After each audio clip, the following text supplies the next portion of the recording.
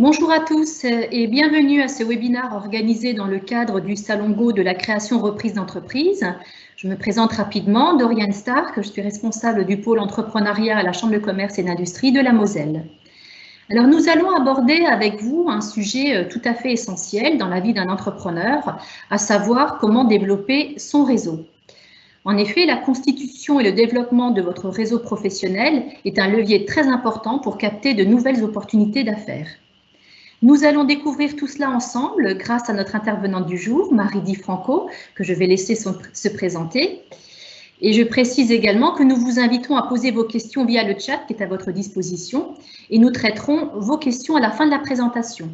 Donc je vous précise tout de suite que le chat sur votre écran, vous le trouverez sur le petit bouton qui présente deux petites bulles avec un point d'interrogation. Voilà, donc vous cliquez sur ce bouton, cela vous permet d'accéder directement au chat afin de poser vos questions. Voilà, je vous précise également que cette visioconférence est enregistrée et que vous pourrez la retrouver très prochainement sur YouTube. Voilà Marie, je vous laisse la parole. Merci Doriane, bonjour à toutes et à tous. Donc, je suis Marie Di Franco, directrice générale de la société MES Technopole et fondatrice de la communauté MyRéseau. Je vais vous en dire tout de suite beaucoup plus. Je voulais simplement au préalable remercier la Chambre de commerce et d'industrie de Metz-Moselle Métropole et la Chambre des métiers de la Moselle de me faire confiance sur l'animation de ce webinaire. Donc, ne créez pas votre business, créez votre réseau et c'est votre réseau qui créera votre business. Nous allons tout de suite découvrir tout cela ensemble avec donc au préalable une présentation tout de même de MES Technopole. Donc, nos missions sont de deux ordres. Nous proposons des solutions d'hébergement aux entreprises depuis la TPE jusqu'au grand compte, à l'appui de 4 hôtels d'entreprise, Cescom, Maison d'entreprise Télis et Blida, avec de la domiciliation, du coworking, du bureau individuel, des plateaux de bureau. Et puis une deuxième mission, donc, c'est de proposer des solutions événementielles pour l'organisation de réunions, de conférences, de congrès, avec des salles à disposition de 30 à 350 personnes. Donc, MES Technopole, c'est aussi 60 rencontres professionnelles organisées chaque année et on y reviendra tout à l'heure. Nous accueillons 90 séminaires et conventions par année, ce qui représente 22 500 personnes qui viennent sur nos sites, 1150 journées d'études chaque année qui représentent 34 500 personnes qui viennent sur nos sites et nous participons à une vingtaine d'événements sur le territoire tout au long de l'année. Alors, encore quelques chiffres. Eh bien, MES Technopole, c'est sur la slide suivante, 20 collaborateurs, 200 entreprises hébergées, 200 entreprises domiciliées et sur une expérience de 30 années, plus de 1000 entreprises accueillies et accompagnées sur 30 000 mètres carrés d'espace de bureau avec des startups, des acteurs du numérique, des partenaires. Alors, sur la slide suivante, la définition des réseaux d'entreprises, eh bien tout simplement, c'est un ensemble d'entreprises indépendantes qui entretiennent des relations et lesquelles nous allons le voir puisque sur la slide suivante, nous avons identifié différents types de réseaux. Il y a tout d'abord les clubs services comme Zonta, Rotary, les Lions, qui eux mènent des actions caritatives ou humanitaires. Il y a également les clubs de territoire comme le club MES Technopole, Entreprendre Lorraine Nord, Club Rive de Moselle, qui sont attachés à un périmètre, là, lui, vraiment géographique. Ensuite, nous avons aussi les clubs métiers, donc qui vont regrouper des entrepreneurs par rapport à leur affinité métier, avec les dirigeants commerciaux de France, les dirigeants des ressources humaines ou la DFCG, donc c'est les directeurs financiers contrôle de gestion, les directeurs de la relation client ou club L2C, etc. Et puis, il y a également les clubs dits de développement qui vont apporter des compléments de formation aux dirigeants sur le management de leur entreprise, comme les clubs APM, les CJD, les clubs GERM ou Toastmaster aussi sur la prise de parole en public. Nous avons aussi les clubs d'affaires, purement affaires, où on va échanger de la carte de visite, où on va se recommander, et ça va être notre seul sujet de préoccupation, développer son carnet d'adresses, comme les BNI, les Carbao ou le Club Network Underground. Et puis curieusement, eh bien, les organisations patronales sont également des réseaux d'entreprises comme l'UE57 ou la CPME de Moselle.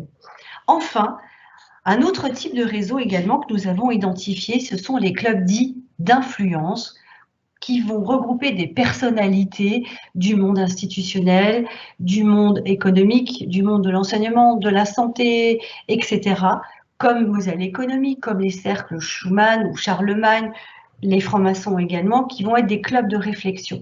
Et puis, nous avons mis également la fédération Réagir, qui est la fédération qui chapeaute les réseaux et clubs d'entreprise et qui va les représenter vis-à-vis des pouvoirs publics. Alors, vous l'aurez compris sur la slide suivante, les réseaux économiques sont de véritables vecteurs de développement pour nos territoires. En effet, ils sont là pour promouvoir l'entrepreneuriat dont ils défendent activement les intérêts et également les intérêts des PME, TPE.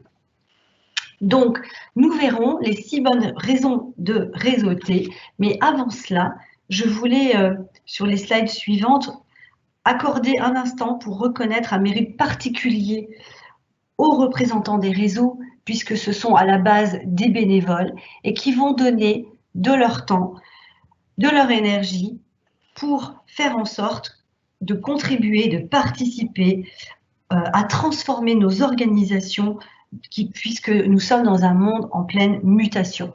Donc les objectifs qui seront les 6 raisons de réseauter, nous les verrons sur les slides suivantes.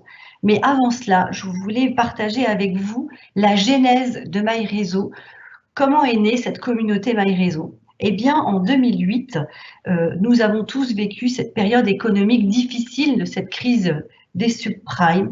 Et notre constat, nous, à Metz Technopole, qui sommes à la rencontre de beaucoup d'entrepreneurs, c'était la pratique de la politique de l'autruche. Combien d'entrepreneurs nous avons croisés et entendre dire « Oh là là, c'est la crise, qu'est-ce qu'on va faire? Qu'est-ce qu'on va devenir? On va attendre que ça passe. » Et ça a créé un véritable électrochoc chez nous, où on s'est dit « Mais surtout pas, c'est surtout pas le moment de rester chez soi et d'attendre que ça passe, mais d'être un acteur et d'être dehors et de se montrer et de se mobiliser. » Donc dès 2008 et 2009, nous avons créé nos premières rencontres, les nuits d'entreprise, le Business Forum, et dès 2010, les premières matinales qui ont été les matinales d'expertise. Depuis, un ensemble d'animations professionnelles ont été développées et quelques chiffres clés sur les slides suivants. Nous avons créé la newsletter MyRéseau qui est éditée au nombre de 20 chaque année et qui reflète qui donne rendez-vous sur les rencontres organisées par les clubs et réseaux professionnels. De 35, c'est 60 entreprises partenaires, 300 événements professionnels organisés chaque année par toute cette communauté de clubs et réseaux et adressés à plus de 44 000 contacts. Encore quelques chiffres, la communauté MyRéseau, c'est plus de 21 000 abonnés, c'est 15 000 followers sur les réseaux sociaux. Et donc sur les slides suivantes, vous allez découvrir, et sans doute vous allez les reconnaître aussi, les logos de tous ces clubs et réseaux que j'ai cités, au nombre de 35 et qui font partie donc de la communauté MyRéseau, ainsi que la slide d'après sur l'ensemble des partenaires qui accompagnent et soutiennent la communauté MyRéseau. Donc les outils de cette communauté, ce sont les suivants. Comme je l'ai dit, une newsletter adressée à 44 000 contacts sur le territoire messin, métropolitain, mosellan et même Grand Est, qui va relayer toutes les rencontres professionnelles organisées par les clubs et réseaux. C'est également une application téléchargeable sur les smartphones, l'application MyRéseau, qui vous donne en temps réel l'événement du jour, de la semaine, du mois à venir. Et puis, c'est aussi un livret édité en 5000 exemplaires et distribué à l'ensemble des acteurs économiques, mais également sur les rencontres professionnelles auxquelles nous participons et qui contient l'agenda des rencontres et l'annuaire des clubs et réseaux. Parce que la question que vous pourriez me poser, comme beaucoup nous l'ont posé, c'est de dire ben, moi j'aimerais bien adhérer à un réseau, mais lequel me conseillez-vous? Eh bien dans le livret, l'annuaire avec toutes les missions de ces clubs et réseaux va vous permettre de vous éclairer pour définir lequel, ben, vers lequel vous pouvez vous orienter, adhérer par rapport à vos affinités métiers et vos centres d'intérêt. Donc les rencontres de Metz Technopole, je vous l'ai dit, c'est 60 chaque année, des matinales d'expertise, des matinales entrepreneuriales, de l'économie, des rencontres de dirigeants, même un salon de l'emploi. C'est 2500 décideurs qui participent à ces animations chaque année. C'est aussi une présence sur des événements Grand Est, comme les salons Urbès, Moselle Open, évidemment, le salon à l'envers de Thionville, évidemment le salon Go, la foire internationale, etc., sur lesquels Metz Technopole rencontre près de 20 000 décideurs. Vous l'aurez compris, avec donc nos 15 000 followers, les visiteurs sur nos sites au nombre de 70 000, nos abonnés communauté My Réseau, nos participants à nos événements, les visiteurs que nous rencontrons sur les salons, eh bien le tout cumulé représente plus de 155 000 vues de Metz Technopole. Tout ça pour vous montrer que c'est possible et que je vous encourage à le faire et à réseauter. Du coup, on enchaîne tout de suite avec les 6 bonnes raisons de réseauter. Bien évidemment, cette liste n'est pas exhaustive, elle est beaucoup plus longue, mais nous avons un format court, donc nous avons sélectionné les essentiels. Parce que vous connaissez sans doute cette expression, cet adage, seul on va plus vite, ensemble on va plus loin. Alors, la première raison de réseauter, eh bien, c'est de vous sortir de votre solitude de dirigeant. Surtout vous, les créateurs, vous avez besoin de sortir de votre projet et d'aller à la rencontre d'autres acteurs pour vous enrichir. Faire des rencontres dans les réseaux vous permettra certainement de tisser des liens avec d'autres personnes, d'autres créateurs qui vivent plus ou moins les mêmes choses que vous. Parlez de votre situation, de vos inquiétudes, de vos ambitions à d'autres personnes qui se trouvent dans la même situation que vous. C'est ça, sortir aussi de votre solitude. Deuxième raison, rester informé et agile. Un réseau constitué de clients, de partenaires potentiels, mais il est aussi constitué d'informateurs de première main. Tous ces contacts sont votre service de renseignement personnel. Échangez et partagez vos informations pour en obtenir davantage. Ces contacts vont vraiment vous permettre de développer votre source d'information. Parce que le savoir, c'est le pouvoir. Donc n'hésitez pas à solliciter un tel ou un autre au vent qui aurait eu vent des dernières informations, des dernières nouvelles sur un secteur qui vous intéresse, ou tel autre qui peut connaître un expert dans le domaine qui vous concerne. Donc, et de relation en relation, de contact en contact, vous élargirez naturellement votre réseau pour en tirer le meilleur. Troisième raison, la raison de réseauter, construire et tester de nouvelles idées. Vous qui êtes des créateurs, eh bien, parce que l'autre est votre première source de feedback, il a peut-être des choses ou des idées à vous soumettre. N'oubliez pas que le mot relation rime avec solution.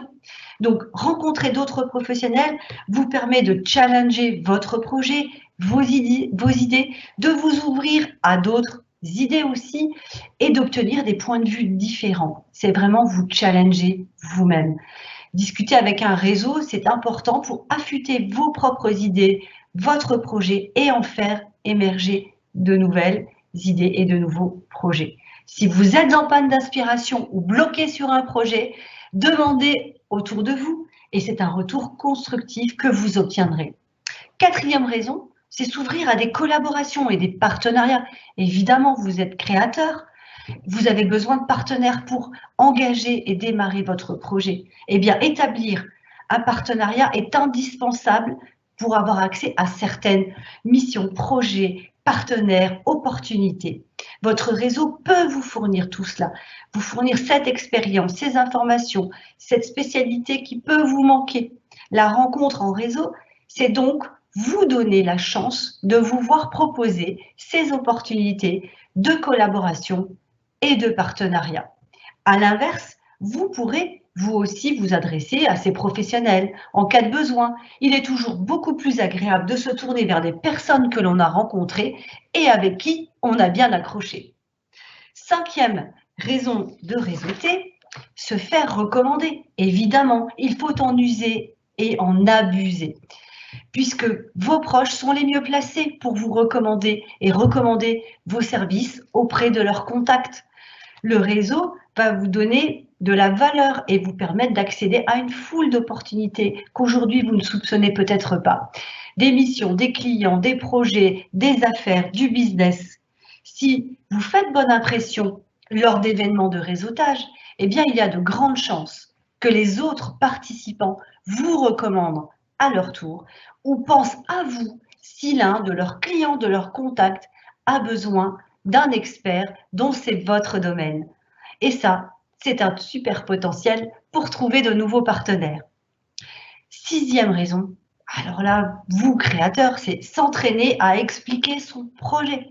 Évidemment, dans les réseaux, c'est le meilleur endroit pour vous exercer à pitcher votre projet. C'est le moment de préparer votre présentation, de la tester, d'être court, clair, concis, car cela vous permettra de voir si vous êtes clair et s'il y a des choses à ajuster. Alors, en conclusion, sur les raisons de réseauter, plus votre toile est étendue et plus vous avez de chances de tomber sur l'opportunité, la perle rare, la relation ou le partenaire ou le client ou le prospect que vous attendez. Collaborer, ce n'est pas se résoudre à gagner 2 fois moins, c'est multiplier ses chances par 10. Voilà sur cette présentation des raisons de réseauter. Je vous invite à rejoindre la communauté MyRéseau pour avoir accès à toutes ces informations sur les rencontres et les 300 rendez-vous chaque année des réseaux d'entreprises et de vous connecter sur www.myevent-mess.com dans la rubrique Nos événements professionnels MyRéseau. Merci de votre attention et je suis à votre écoute pour répondre à vos éventuelles questions. Eh bien, merci beaucoup pour cette présentation qui a été, je dois dire, extrêmement convaincante. Donc, je pense que toutes les personnes qui sont avec nous, qui sont connectées avec nous ce matin, seront effectivement ravies de rejoindre l'un des réseaux que vous avez présentés. Alors, je vous propose effectivement que nous passions aux questions. Donc, il y en a quelques-unes qui commencent à arriver. Donc, une première question d'Adeline qui nous demande, qui vous demande, Marie, s'il existe des réseaux spécialisés dans le milieu artistique. Alors, à ma connaissance, sans doute, enfin là je n'en connais pas, je ne saurais pas la renseigner malheureusement. J'imagine que oui, parce que toutes les professions et tous les univers à un moment donné ont constitué un réseau associatif où moi je parle surtout des réseaux économiques dans le monde des affaires et pour développer sa start-up ou son entreprise, mais dans les univers artistique, je pense que ça existe également. Donc, je l'encourage à peut-être aller sur la toile et en tapant réseau artistique, je pense qu'elle y trouvera quelque chose. Voilà, donc nous avons une question d'un participant qui vous demande, Marie, si vous pouviez, s'il vous plaît, rappeler en fait l'application que vous avez mise en place. C'est l'application MyRéseau, donc sur les moteurs de recherche. Alors juste, elle est en travaux actuellement, donc ce sera peut-être compliqué là, juste sur 1 ou 2 semaines, parce qu'on est en train de l'améliorer. Mais dans tous les smartphones, hein, dans les stores, voilà, vous pouvez taper MyRéseau et normalement vous pourrez la télécharger. Très bien. Alors, il y a une question qui est tout à fait d'actualité. Donc, une personne qui demande, qui voudrait savoir comment faire pour réseauter pendant cette période un peu particulière, pendant cette période de confinement. Alors, justement, tous ces clubs et réseaux que nous avons cités continuent d'être mobilisés et pour l'instant, comme le Salon Go, ces rencontres ont lieu en distanciel. Donc, effectivement, n'hésitez pas à commencer à participer à ces rencontres, même en visioconférence, parce que souvent les noms des participants sont inscrits et en général, tout commence par un tour de table. Donc, faire connaissance avec les membres des réseaux et vous faire connaître, c'est la première marche à suivre pour entrer dans les réseaux, avec surtout pour nous, en espérant que cette période de distanciel soit la plus courte possible et qu'on puisse se retrouver en présentiel, parce que je ne l'ai pas évoqué, mais l'aspect convivial, et d'ailleurs mon PowerPoint est adressé à la deuxième personne du singulier, parce que le tutoiement est souvent dans les réseaux une manière de se parler et de se côtoyer, parce qu'il y a le côté convivial qui est extrêmement important. Alors également, une question d'un participant qui demande comment faire pour se procurer le livret MyRéseau. Alors, il est à disposition au CESCOM, donc au siège de Best Technopole MyRéseau, mais on peut lui envoyer si il souhaite laisser son adresse à vous, Doriane, on se fera plaisir de lui adresser. Eh bien, écoutez, vous pouvez nous envoyer votre adresse si vous voulez par le chat. Nous ne la publierons pas. Je demande simplement à ma collègue Carole qui est avec nous si elle veut bien noter votre adresse mail et on fera suivre de manière à ce que vous puissiez obtenir le livret MyRéseau. Et nous ne publierons pas évidemment votre adresse mail. Elle n'apparaîtra pas sur cet écran. D'ailleurs, on peut le proposer à tous les participants de ce webinaire. Hein, s'ils souhaitent avoir un exemplaire du livret MyRéseau, avec grand plaisir, on pourra leur envoyer par voie postale. Donc, on a besoin de leur adresse postale. Très bien. Également une question en fait d'Ornella qui demande s'il est possible de rejoindre un réseau avant d'avoir créé juridiquement son entreprise, ou faut-il obligatoirement être immatriculé? Pas du tout. La structuration juridique n'a pas d'impact et d'ailleurs tous les réseaux ont cette ouverture vis-à-vis déjà des personnes physiques, des porteurs de projets, hein, même des porteurs d'idées et même des étudiants. Donc il n'y a pas de notion de cadrage juridique sur la création d'une entreprise pour participer aux événements des réseaux. Généralement, voilà, il y a une grande ouverture et les réseaux accueillent tout type de personnes, même une première fois. Alors, bien sûr, il y a des adhésions par la suite, hein, mais souvent, la découverte du réseau et de ces rencontres sont totalement gratuites. Très bien. Et puis, je propose de regrouper deux questions qui ont été posées. Une question de Lydie, en fait, qui demande s'il existe un réseau spécialisé dans la rédaction web, et également une personne qui demande s'il existe un réseau spécialisé dans les usines de confection de vêtements. Voilà, donc là, on est sur des choses vraiment très spécifiques. Je ne sais pas, Marie, si vous avez une réponse, ou est-ce qu'on va être plutôt sur des réseaux, on va dire, plutôt d'ordre généraliste Oui, alors sur la rédaction web, un réseau rédaction web, on est presque dans de la formation là pour, enfin, je sais pas ce qu'on appelle la rédaction web, pardon. Si c'est de la programmation, si c'est de la création de sites internet, etc. On est plus dans l'univers de la formation. Il n'y a pas de réseau dans ce domaine-là. Par contre, nous, régulièrement, dans les animations que nous proposons, on approche souvent cette thématique du web, des réseaux sociaux, pour donner les clés de réussite, de visibilité sur tous les réseaux. Donc en rédaction web, non. Et en usine de confinement, non. Non, je ne crois pas qu'il n'existe de réseau dans ce domaine-là.